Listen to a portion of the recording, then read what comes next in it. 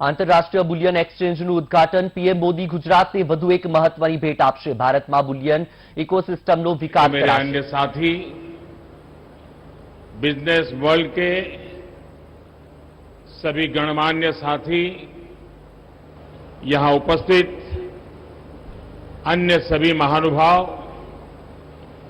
देवी और सज्जनों, आज भारत के बढ़ते आर्थिक सामर्थ्य, भारत के बढ़ते तकनीकी सामर्थ्य और भारत पर विश्व के बढ़ते भरोसे के लिए ये दिवस बहुत महत्वपूर्ण है, एक अहम दिन है। ऐसे समय में जब भारत अपनी आजादी का अमृत महोत्सव मना रहा है, आधुनिक होते भारत के नए संस्थान और नई व्यवस्थाएं भारत का गौरव बढ़ा रही है। आज गिफ्ट सिटी में international financial services centre authority IFSCA headquarters building का शिलान्यास किया गया है। मुझे विश्वास है ये भवन अपने आर्किटेक्चर में जितना भव्य होगा, उतना ही भारत को आर्थिक महाशक्ति बनाने के असीमित अवसर भी खड़े करेगा। IFSCA एक एनेबलर भी बनेगा, इनोवेशन को सपोर्ट करेगा और इस सबके साथ ग्रोथ अपॉर्चुनिटीज के लिए एक कैटालिस्ट का काम भी करेगा। गिफ्ट सिटी में NSE, IFSC, SGX कनेक्ट की लॉन्चिंग के जरिए आज ये शुरुआत हो रही है। साथियों, आज इंडिया इंटरनेशनल बुलियन एक्सचेंज उसको भी लॉन्च किया गया है। न्यू डेवलपमेंट बैंक के Indian original office, 3 foreign banks और 4 international trade financing service platform, इन सबके साथ अनेक महत्वपूर्ण पड़ावों को आज हमने पार किया है। इनसे 130 करोड़ देशवासियों के सामर्थ्य को आधुनिक वैश्विक अर्थव्यवस्था से जुड़ने में और मदद मिलेगी। भारत अब USA, UK और सिंगापुर जैसे दुनिया के उन देशों की कतार में खड़ा हो रहा है जहां से ग्लोबल फाइनेंस को दिशा दी जाती है। मैं इस अवसर पर आप सभी को और सभी देशवासियों को अनेक अनेक बधाई देता हूं। मैं विशेष रूप से सिंगापुर के अपने साथियों का भी अभिनंदन करता हूं, जिनके सहयोग से दोनों देशों के लिए संभावनाओं के आयाम खुल रहे हैं। साथियों, गुजरात में रहते हुए जब मैंने गिफ्ट सिटी की परिकल्पना की थी, तो वो केवल व्यापार, कारोबार या आर्थिक गतिविधियों तक सीमित नहीं था। गिफ्ट सिटी की परिकल्पना में देश के सामान्य मानवीय की आकांक्षाएं जुड़ी। गिफ्ट सिटी में भारत के भविष्य का विजन जुड़ा है, भारत के स्वर्णिम अतीत के सपने भी जुड़े हैं। मुझे याद है जनवरी 2013 में जब मैं गिफ्ट वन के इनॉग्रेशन के लिए यहां आया था, तब लोग इसे गुजरात की सबसे ऊंची बिल्डिंग कहते थे। कई लोगों के लिए यही इसकी पहचान थी। लेकिन गिफ्ट सिटी एक ऐसा आइडिया था जो अपने समय से भी बहुत आगे था। आप याद करिए, 2008 में वर्ल्ड इकोनॉमिक क्राइसिस और रिसेशन का दौर था। भारत में भी दुर्भाग्य से वो समय पॉलिसी पैरालिसिस का माहौल था। लेकिन उस समय, यानी कल्पना कीजिए उस समय की दुनिया की स्थिति, उस समय गुजरात फिनटेक के क्षेत्र में नए और बड़े कदम बढ़ा रहा था।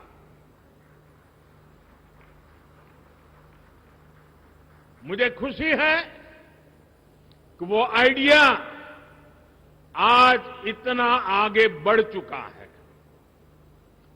गिफ्ट सिटी कॉमर्स और टेक्नोलॉजी के हब के रूप में अपनी मजबूत पहचान बना रहा है। गिफ्ट सिटी वेल्थ और विजडम दोनों को सेलिब्रेट करता है।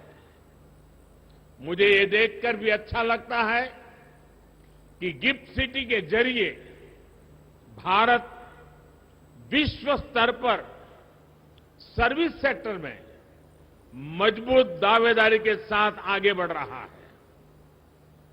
साथियों, गिफ्ट सिटी एक और खास बात यह है कि ये ट्राई सिटी अप्रोच का प्रमुख स्तंभ है। अहमदाबाद, गांधीनगर और गिफ्ट सिटी तीनों एक दूसरे से सिर्फ 30 मिनट की दूरी पर है और तीनों की ही अपनी एक विशेष पहचान है। अहमदाबाद एक गौरवशाली इतिहास का अपने आप में समेटे हुए है। गांधीनगर प्रशासन का केंद्र है, नीति और निर्णयों का मुख्य मथक है, और गिफ्ट सिटी अर्थतंत्र का प्रमुख केंद्र है। यानी अगर आप इन तीनों में से किसी भी शहर में जाते हैं तो पास, प्रेजेंट या फ्यूचर से सिर्फ 30 मिनट की दूरी पर है।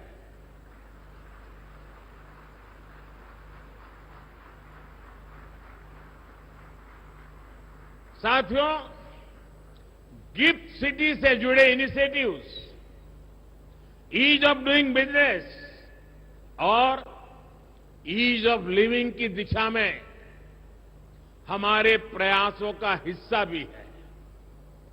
हमें ये याद रखना होगा कि एक वाइब्रेंट फिनटेक सेक्टर का मतलब केवल ईजियर बिजनेस क्लाइमेट, रिफॉर्म्स और रेगुलेशन तक ही सीमित नहीं होता। ये अलग अलग क्षेत्रों में काम कर रहे प्रोफेशनल्स को एक बेहतर जीवन और नए अवसर देने का माध्यम भी है।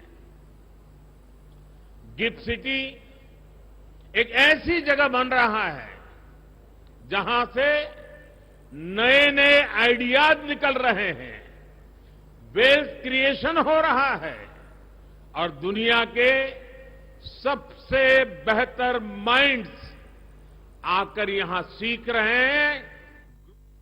गिफ्ट सिटी एक ऐसी जगह बन रहा है जहां से नए नए आइडियाज निकल रहे हैं, वेल्थ क्रिएशन हो रहा है और दुनिया के सबसे बेहतर माइंड्स आकर यहां सीख रहे हैं, ग्रो कर रहे हैं।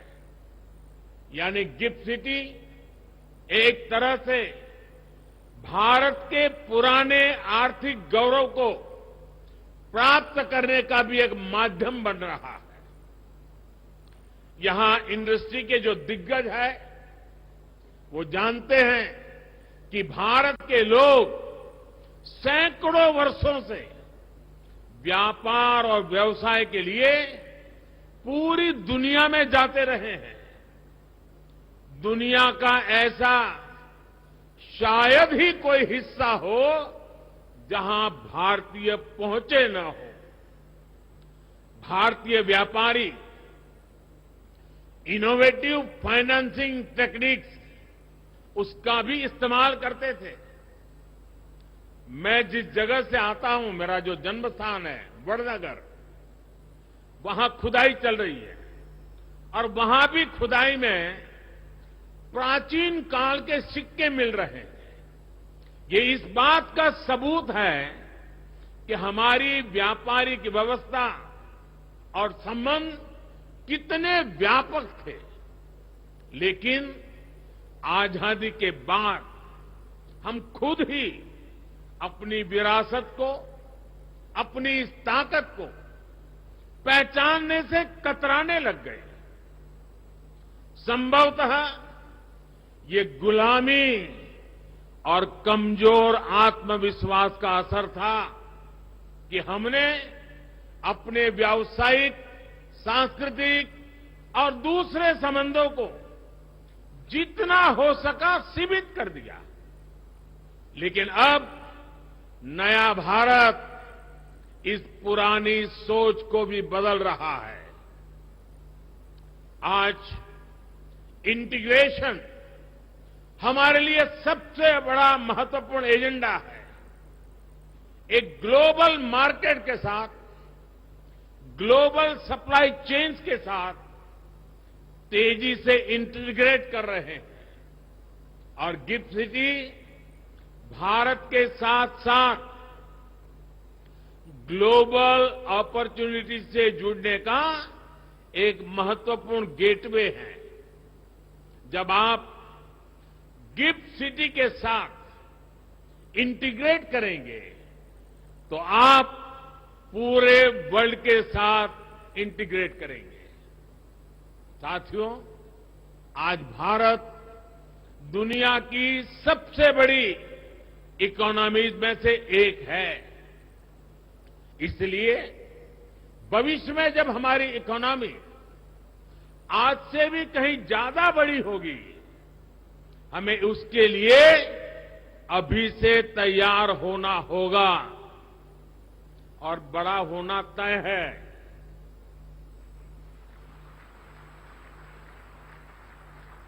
हमें इसके लिए ऐसे इंस्टीट्यूशंस चाहिए जो ग्लोबल इकोनॉमी में हमारे आज के और भविष्य के रोल को कैटर कर सके। India international bullion exchange IIBX इसी दिशा में एक कदम है। गोल्ड के लिए भारत के लोगों का प्यार किसी से छिपा नहीं है। सोना भारत में महिलाओं की आर्थिक शक्ति का बड़ा माध्यम रहा है। महिलाओं के विशेष स्नेह के कारण गोल्ड हमारी समाज और सांस्कृतिक व्यवस्था का भी उतना ही अहम हिस्सा रहा है। ये एक बड़ी वजह है कि भारत आज सोने चांदी के क्षेत्र का एक बहुत बड़ा मार्केट है। लेकिन क्या भारत की पहचान सिर्फ इतनी होनी चाहिए? भारत की पहचान एक मार्केट मेकर की भी होनी चाहिए। IIBX इसी दिशा में एक महत्वपूर्ण कदम है। हमारी गोल्ड से जुड़ी इंडस्ट्री के प्लेयर्स को, खासतौर पर ज्वेलर्स को, ये विस्तार करने में मदद करेगा। उनके लिए नए अवसरों का मार्ग बनाएगा। वो डायरेक्ट और ट्रांसपेरेंट तरीके से सीधे बुलियन खरीद सकेंगे और इंटरनेशनल प्राइस डिस्कवरी में पार्टिसिपेट भी करेंगे। साथ ही आईआईबीएक्स एक्सचेंज के जरिए सीधे गोल्ड में ट्रेड करने के अवसर भी देगा। जैसे जैसे गोल्ड ट्रेडिंग की मार्केट ऑर्गेनाइज होगी, भारत में गोल्ड की डिमांड गोल्ड प्राइसेस को प्रभावित भी करेगी और निर्धारित भी करेगी। साथियों, आने वाले समय में भारत में जो कुछ भी होगा, उसका प्रभाव पूरे विश्व पर पड़ेगा, उससे पूरी दुनिया को दिशा मिलेगी। हम लोकल एस्पिरेशन को भी महत्व देते हैं और ग्लोबल कोऑपरेशन का महत्व भी समझते हैं। एक और हम ग्लोबल कैपिटल को इसको लेकर वेलफेयर के लिए ला रहे हैं, तो दूसरी ओर हम लोकल प्रोडक्टिविटी को ग्लोबल वेलफेयर के लिए हार्नेस भी कर रहे हैं। आज भारत में रिकॉर्ड फॉरेन डायरेक्ट इन्वेस्टमेंट आ रहा है। ये इन्वेस्टमेंट देश में नए अवसर पैदा कर रहा है, युवाओं की आकांक्षाओं को पूरा कर रहा है। ये हमारी इंडस्ट्री को ऊर्जा दे रहा है, हमारी प्रोडक्टिविटी को बढ़ा रहा है। और ये प्रोडक्टिविटी केवल भारत की ही ताकत नहीं बन रही, इसका लाभ पूरे विश्व को हो रहा है। ये बात सही है कि आज जो इन्वेस्टर्स भारत में इन्वेस्ट कर रहे हैं, वो अपने इन्वेस्टमेंट पर अच्छे रिटर्न्स कमा रहे हैं, लेकिन इसके प्रभाव, इससे जुड़ी संभावनाएं इससे भी कहीं ज्यादा व्यापक है। आज हमारे एक्सपोर्ट्स रिकॉर्ड लेवल को छू रहे हैं।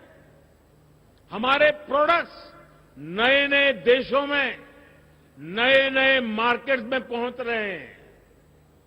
एक ऐसे समय, और वो समय ऐसा है जब ग्लोबल सप्लाई चेन्स अनिश्चितता का शिकार है।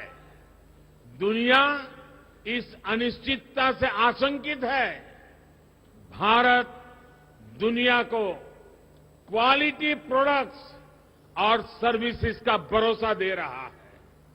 इसलिए जैसा कि मैंने कहा, ये लोकल वेलफेयर के लिए ग्लोबल कैपिटल और ग्लोबल वेलफेयर के लिए लोकल प्रोडक्टिविटी का एक अद्भुत कॉम्बिनेशन है। गिफ्ट सिटी से जुड़े सभी इंस्टीट्यूशंस इस बॉन्ड को और मजबूत करने का काम करेंगे। यहां कई इंस्टीट्यूशंस ऐसे हैं जिनके पास ग्लोबल फुटप्रिंट्स भी है और लोकल कनेक्ट भी है। साथियों, नए भारत के नए संस्थानों से, नई व्यवस्थाओं से मेरी बहुत सी अपेक्षाएं भी है और आप पर मेरा पूरा भरोसा भी है। आज 21वीं सदी में फाइनेंस और टेक्नोलॉजी एक दूसरे के साथ जुड़े हुए हैं और बात जब टेक्नोलॉजी की हो, बात साइंस और सॉफ्टवेयर की हो, तो भारत के पास एज भी है और एक्सपीरियंस भी है। आज रियल टाइम डिजिटल पेमेंट्स में पूरी दुनिया में 40% हिस्सेदारी अकेले भारत की है। आज हम इसमें लीडर हैं। फिनटेक के क्षेत्र में भारत की ये ताकत पूरी दुनिया को आकर्षित कर रही है। इसलिए मेरी आप सबसे अपेक्षा है कि फिनटेक में आप नए नए इनोवेशंस के लिए टारगेट करें। गिफ्ट आईएफएससी फिनटेक की ग्लोबल लेबोरेटरी बनकर उभरे। साथियों, मैं एक और अहम पक्ष की तरफ आपका ध्यान दिलाना चाहता हूं। भारत के लिए सक्सेस और सर्विस, सफलता और सेवा एक दूसरे के पर्याय हैं। जन कल्याण से जग कल्याण, ये हमारी भावना है। इसलिए आज भारत सस्टेनेबल डेवलपमेंट के क्षेत्र में वैश्विक संभावनाओं का नेतृत्व कर रहा है। हमने अपने लिए नेट जीरो कार्बन एमिशन का लक्ष्य तय किया है। राष्ट्रीय स्तर पर हम गति शक्ति मास्टर प्लान को आगे बढ़ा रहे हैं। रिन्यूएबल एनर्जी और ई मोबिलिटी के नए रिकॉर्ड बना रहे हैं। अंतर्राष्ट्रीय स्तर पर भारत इंटरनेशनल सोलर अलायंस को दिशा दे रहा है। एक ऐसा क्षेत्र है जिसमें हमारा समर्पण असीम संभावनाओं को खोलेगा। मैं चाहता हूं कि गिफ्ट, आईएफएफसी सस्टेनेबल और क्लाइमेट प्रोजेक्ट के लिए ग्लोबल डेट और इक्विटी कैपिटल का एक गेटवे बने। इसी तरह भारत को aircraft leasing, ship financing, carbon trading, digital currency और आईपी राइट से इन्वेस्टमेंट मैनेजमेंट तक कई फाइनेंशियल इनोवेशंस की जरूरत है। आईएफएससीए को इस दिशा में काम करना चाहिए। आईएफएससीए को रेगुलेशन और ऑपरेशन कॉस्ट को भी न केवल भारत बल्कि दुबई, सिंगापुर जैसे देशों की तुलना में भी कॉम्पिटिटिव बनाना चाहिए। आपका लक्ष्य होना चाहिए कि आईएफएससीए रेगुलेशन में लीडर बने, रूल ऑफ लॉ के लिए हाई स्टैंडर्ड सेट करे और दुनिया के लिए पसंदीदा आर्बिट्रेशन सेंटर बनकर के उभरे। साथियों, बैंकिंग सेक्टर के जो साथी यहां हैं, उनके सहयोग से पिछले 8 सालों में देश ने फाइनेंशियल इंक्लूजन की एक नई वेव देखी है। यहां तक कि गरीब से गरीब भी आज फॉर्मल फाइनेंशियल इंस्टीट्यूशन से जुड़ रहा है। आज जब हमारी एक बड़ी आबादी फाइनेंस से जुड़ गई है, तो ये समय की मांग है कि सरकारी संस्थाएं और प्राइवेट प्लेयर्स मिलकर कदम आगे बढ़ाएं।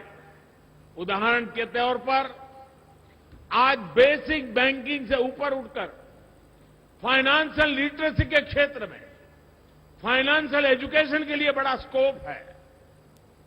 आज भारत में एक बड़ा एस्पिरेशनल क्लास है जो ग्रोथ के लिए इन्वेस्ट करना चाहता है। अगर उनके लिए ऐसे फाइनेंशियल कोर्सेज हो जो उन्हें अलग अलग फाइनेंशियल इंस्ट्रूमेंट्स और उनके फ्यूचर्स इसके बारे में सिखा सके, तो इससे उन्हें बहुत हेल्प मिलेगी। एक उदाहरण म्यूचुअल फंड्स का भी है। एसोसिएशन ऑफ म्यूचुअल फंड्स के मुताबिक 2014 में भारत में म्यूचुअल फंड इंडस्ट्री की एसेट्स अंडर मैनेजमेंट करीब 10 लाख करोड़ थी। इन 8 सालों में जून 2022 तक ये 250% बढ़कर 35 लाख करोड़ हो गई है। यानी लोग इन्वेस्ट करना चाहते हैं, वो इसके लिए तैयार हैं। हमें चाहिए कि हम उनके लिए एजुकेशन और इंफॉर्मेशन इंश्योर करें। मैं तो कहूंगा कि हमारे फाइनेंशियल इकोसिस्टम को नॉन फाइनेंस कॉलेज के साथ टाई अप करना चाहिए, युवाओं को एजुकेट करना चाहिए।